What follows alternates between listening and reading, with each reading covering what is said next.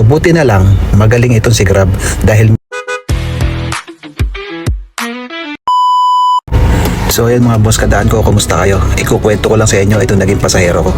Kasi ang bungad sa akin yung madam after na pinik up ko siya is magdadagdag na lang daw siya, which is yun naman yung minsan ginagawa talaga ng mga pasahero natin kapag meron silang pinapakisuyo. Pinagbigyan ko lahat ng mga sinabi ni madam kung saan ako dadaan, tapos pinadaan pa niya ako sa bahay nila kasi may kukunin, may dadaanan.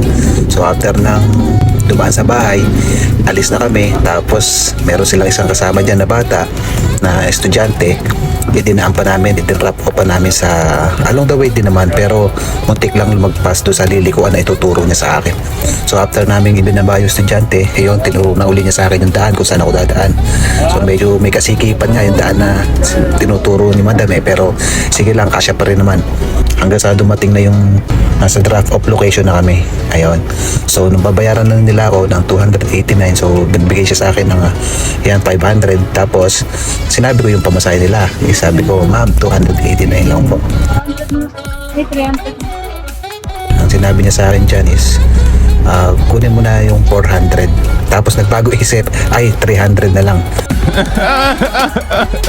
So buti na lang, magaling itong si Grab dahil mismong doon sa pinag-drop off pa nila ay meron pumasok sa akin na booking papuntang Quezon City na tamang-tama na ako naman ay pauwi na. Sir, marami kayong sakay? Ayan lang, kasya na. So yun lang mga boss, let's go sa Quezon City, uwi na. Ingat mga boss, God bless.